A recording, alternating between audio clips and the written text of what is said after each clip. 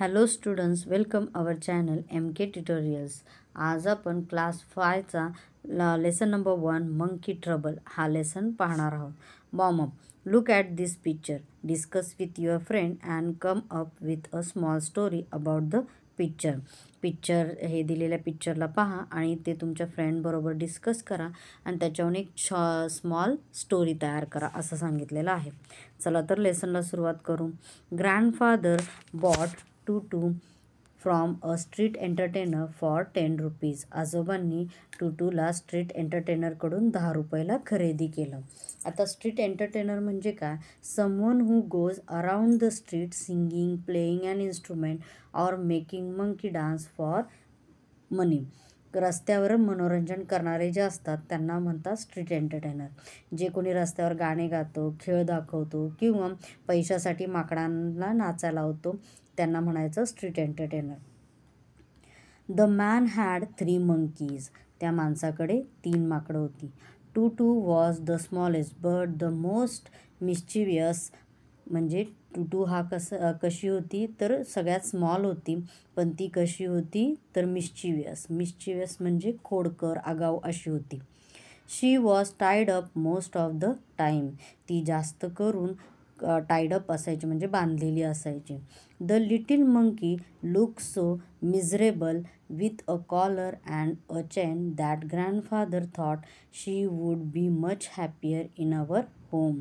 आणि आजोबांनी थोडा विचार केला की ही जी लिटिल मंकी आहे टूटू, ही आहे ना कशी दिसते, कॉलर आणि चेनने बांधून ठेवल्यामुळे एकदम दुःखी, दयनीय दिसते. मग त्यापेक्षा ती आपल्या घरी खूप हॅपियर असेल. Grandfather like to keep unusual pets. आणि आजोबांना अनयुज्युअल पेट्स पाळायची आवड होती. At first grandmother refuse to have a monkey in the house. पहिल्यांदा ग्रँडमदरने मंकीला घरात घेणं नाही म्हणली किंवा रिफ्यूज केलं. You have enough pet as it is, she sed.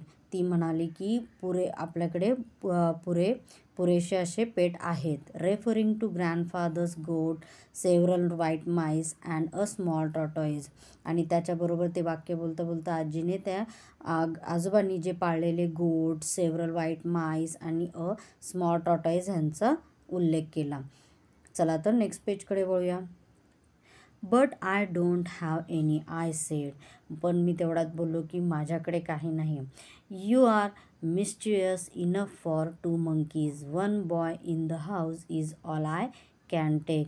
पण आजी त्याच्यावर रिप्लाय केलं की मी ऑलरेडी आहे ना 2 खोडकर किंवा आगाऊ मुलांना पाळतीच आहे, पण त्यापैकी एक तर 1 boy in the house is all I can take. But Toto isn't a boy, said grandfather. पण आजोबा म्हणाले की टूटू हा काही मुलगा नाही. This is a little girl monkey. ती एक लिटिल गर्ल मंकी आहे. Grandmother gave in. ग्रँडमदरने काय केलं मग ॲक्सेप्ट केलं. गेव इन म्हणजे ॲक्सेप्ट करणे. Accepted something she had not agree to at first. म्हणजे ज्या गोष्टीला आजी पहिल्यांदा मान्य केलं नव्हतं टूटूला घरात घ्यायला, ती आता ते मान्य झाली की तिला घरात घ्यायचं. She had always wanted a little girl in the house. आणि तिला नेहमीच आहे ना एक छोटीशी मुलगी घरात हवी होती. शी बिलीव्ह गर्ल वेअर लेस मिस्चिवियस दॅन बॉय. आणि तिला वाटायचं की मुलांपेक्षा मुली ह्या काय असतात, कमी खोडकर किंवा कमी आगाऊ असतात. Toto was going to prove her wrong. पण टूटू हे तिला रॉंग प्रूव्ह करून दाखवणारी होती. She was a pretty little monkey. ती कशी होती तर प्रिटी लिटिल मंकी होती. Her bright eyes sparkle with mischief. आणि तिचे जे डोळे होते ते कसे होते, चमकून आहे ना तिचे मिस्चियफ म्हणजे खोडकरपणाने तिचे आईज स्पार्क झाले. She had a wide green which show her pearly white teeth and terrify aunt Ruby. आणि मग ते ऐकून आहे ना तिने तिचे ग्रीन, जे त्याचं मिनिंग काय आहे तर big smile usually baring the teeth, म्हणजे दात काढून ती हसली. अँड टेरिफाईड आंट रुबी, आणि त्या हे पाहून काय झालं तर आंट रुबी ही घाबरली. टेरिफाईड म्हणजे frightened very much. One of the first things I taught Toto was to shake hand, आणि मी पहिल्यांदा टूला शेक हँड करायला शिकवलं. And she instead on doing this with all who visited the house, आणि तिने ते प्रत्येक जे घरी कोणी विजिटला यायचे त्यांच्याबरोबर ती ते करायचीच, आग्रहाने ती करायचीच. Major Malik would have to shake hand with Toto before he could enter the drawing room, आणि मेजर मलिक हे ड्रॉइंग रूममध्ये एंटर करायच्या अगोदर आहे ना त्यांना टूला हँडशेक करावंच लागलं. Otherwise Toto would climb on to his shoulder and stay there playing with his hair and moustache. म्हणजे काय की जर त्यांनी जर तिला हँडशेक केलं नसतं तर ती त्यांच्या खांद्यावर चढली असती आणि त्यांच्या केसांबरोबर आणि त्यांच्या मिशांबरोबर खेळली असती. Her tail work as a third hand, आणि तिची जी शेपटी होती ते तिसऱ्या हाताचं तिने काम केलं असतं. And added to her good looks, आणि ते तिच्या दिसण्यामध्ये भर घालत होतं. Grandfather believe a tail would add to anyone's good looks, आणि ग्रँडफादरला नेहमी वाटायचं की एखाद्या ॲनिमलचं जी टेल असते ती त्याच्या दिसण्यामध्ये भर घालत असतं. Aunt Ruby had not been informed of Tutu's arrival. We heard loud shrieks from her bedroom and went running to see what was wrong. आणि आंट रुबीला एवढं माहीत नव्हतं की टूटू अराईव्ह झालं. मग ती एकदम आहे ना तिच्या रूममधून जोराचा ओरडण्याचा आवाज आला. लाऊड स्ट्रिक्स म्हणजे जोरात ओरडण्याचा. मग आम्ही काय चुकीचं झालं की काय हे पाहण्यासाठी आम्ही त्यांच्या रूमकडे पळालो. It was Toto trying on aunt Ruby's petticoat, आणि आम्ही पाहिलं की टू आंट रुबीचा पेटिकोट ट्राय करत होती. They were much too large of course, आणि ते तिच्यासाठी खूप मोठं होतं. All she saw was a white bundle with no face jumping up and down on the bed. आणि ते आंट रुबीने काय पाहिलं की ज्यावेळेस त्यांनी त्यांच्या रूममध्ये एंटर केलं की एक आहे ना व्हाईट बंडल दिसला आणि त्याला नो फेस असलेला, आणि बेडवर इकडून तिकडे जम्प करताना, म्हणून त्या जोरात ओरडल्या. चला तर नेक्स्ट पेजकडे वळूया. Then uncle Benji complain that his hair brush was missing, आणि त्याच्यानंतर अंकल बेंजी यांनी कंप्लेन केली की त्यांचा हेअर ब्रश मिसिंग आहे म्हणून. We found Toto sunning herself on the back veranda using the hair brush to scratch her armpit, आणि आम्ही पाहिलं की टूटू ही सनिंग हरसेल्फ म्हणजे काय, sitting or laying in the sun. ती बॅक वरांडामध्ये तिचं हेअर ब्रश घेऊन तिचे आर्मपीट हे काय करत होती, स्क्रॅच करत होती. I took it from her and gave it back to uncle Benji. मी ते तिच्याकडून ब्रश घेतला आणि अंकल बेंजींना दिला. I also said sorry to him, आणि मी ते देता त्यांना सॉरी पण म्हणालो. But he threw the brush away, पण त्यांनी तो ब्रश फेकून दिला. Tutu doesn't have fleas I said, आणि मी त्यांना ते फेकून दिल्यानंतर म्हणलं की तिला काय पिसू नाही आहेत, फीज नाही आहेत.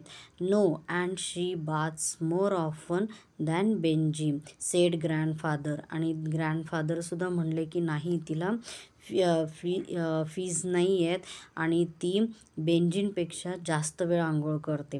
हू had borrow aunt Ruby shampoo to give Tutu a bath. आणि आम्ही तिला आंघोळ घालण्यासाठी आंट रुबीचा शॅम्पू घेतला. The day grandfather had to visit Meerut to collect his railway pension. आणि एक दिवशी आजोबांनी त्यांची रेल्वे पेन्शन घेण्यासाठी मेरठला जाणार होते. He decided to take Tutu and me along. आणि त्यांनी ठरवलं की टूटूला आणि मला ते त्यांच्यासोबत घेऊन जाणार आहेत. To prevent Tutu from moving about on the train, she was carried inside a large travelling bag. आणि ती ट्रेनमध्ये इकडे तिकडे करू नये म्हणून आम्ही तिला एका लार्ज ट्रॅव्हलिंग बॅगमध्ये कॅरी करायचं ठरवलं. Grandfather and I paid for our seat and we took Tutu along as hand baggage. आणि आजोबांनी माझं आणि त्यांचं सीटचे पेड केले आणि टूटूला आम्ही हँड बॅगेज म्हणजे बॅग्स म्हणून हँडल केलं. There was enough space for Tutu to look out of the bag and to be fed banana and biscuit. आणि तिला थोडासाच त्या बॅगेला स्पेस ठेवला की जेणेकरून ती त्यातून बाहेर पाहू शकेल आणि त्यातूनच तिला जेवण पण देता येईल, तिला बनाना आणि biscuits. But she could not get her hand through the opening or bite open the bag. पण तिने हात काढून ती बॅग ओपन करायला नको आणि तिने कोणाला चावा घ्यायला नको म्हणून त्या बॅगेची स्पेस ठेवली होती. Tutu stayed in the bag as far as Meerut. Tutu मेरठपर्यंत जाईपर्यंत अगदी शांत बसली. But while grandfather was showing our ticket at the turnstile, she suddenly poked her head out of the bag and grinned wildly at the ticket collector. आणि तिने काय केलं, त्या टर्नस्टील म्हणजे जिथं तिकीट कलेक्टर तिकीट चेक करतात तिथं एकदम तिने तिचं डोकं बाहेर काढलं आणि त्या तिकीट कलेक्टरला दात काढून हसली. The poor man was taken aback म्हणजे सरप्राईज ऑर शॉक. आणि तो बिचारा काय थोडा सरप्राईज झाला. He said, sir you have a dog with you, you will have to buy a ticket for it.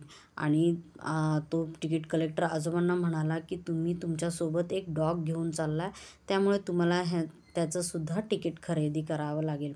It's not a dog, sed grandfather indignantly. This is a baby monkey and there is no charge for babies. Indignantly म्हणजे काय, angrily or with shock because of something unfair. आणि आजोबा ते ऐकून थोडेसे रागवत ते म्हणले की इट्स नॉट अ डॉग, ते काही डॉग नाही, ही एक बेबी मंकी आहे आणि बेबीसाठी पेमेंट केलं जात नाही. चला तर मग नेक्स्ट पेजकडे वळूया. It's as big as a cat, sed the ticket collector. पण तिकीट कलेक्टर आहे ना काय म्हणला की ही कॅट एवढीच मोठी आहे. Cats and dogs have to be paid for. आणि कॅट्स आणि डॉगसाठी पेड करावं लागतं. Grandfather Tutu out of the bag. आणि आजोबांनी टूटूला बॅगेतून बाहेर काढलं. He tried to argue that a young monkey was not the same as a dog or a cat. आणि त्यांनी आर्ग्युमेंट केली त्या तिकीट कलेक्टर बरोबर की ही डॉग आणि कॅटसारखी नाही. But all of it was in Wien. To the ticket collector, Tutu was the same as a dog. So grandfather had to give up and pay 5 rupees as her fare. आणि एवढा सगळा आर्ग्युमेंटमध्ये in Wien म्हणजे unless, काही उपयोग झाला नाही आणि ticket कलेक्टरने ते काय मान्य केलं नाही म्हणून आजोबांनी टूटूबद्दल आहे ना त्यांना काय 5 रुपये पे केले तिच्या फेवरमध्ये. Then grandfather, just to get his own bag, took from his pocket the small tortoise that he sometimes carry about and said, and what must I pay for this? मग ग्रँडफादरने थोडंसं आहे ना पॉकेटमध्ये हात घालत to get his own back म्हणजे काय तर to teach the ticket collector as a lesson for being unfair. आणि ह्या सगळ्या गोष्टीबद्दल तिकीट कलेक्टरला एक धडा शिकवण्यासाठी आजोबांनी त्यांच्या पॉकेटमधला टॉर्टॉईज बाहेर काढलं, जे नेहमी कधीकधी ते त्यांच्यासोबत कॅरी करायचे. आणि त्याला विचारलं की ह्याच्याबद्दलसुद्धा मला पेमेंट करावं लागेल का. The ticket collector look closely at the tortoise and push it with his forefinger. Ticket कलेक्टरने त्या टॉर्टॉईजला पाहिलं आणि त्याने त्याच्या फोर फिंगर्सने त्याला पुश केलं. Then he gave grandfather a triumphant look and said, no charge sir, it is not a dog. Triumphant म्हणजे काय happy and proud because he knows he is right. आणि ह्या अशा काय त्या तिकीट कलेक्टरने आजोबांकडे ह्या पद्धतीने पाहिलं आणि त्यांना उत्तर दिलं की no charge sir, it is not a dog, असं त्याने उत्तर दिलं. हा लेसन कुणी लिहिलेला आहे तर रुस्किन बॉन्ड यांनी लिहिलेला आहे. त्यांच्याबद्दल खाली आहे ना माहिती दिलेली, आपण ती वाचूया. Ruskin Bond 1934 is one of India's best loved story tales. He has spent most of his life in Dehradun and loved writing about the hills, his childhood and the different animal he has known.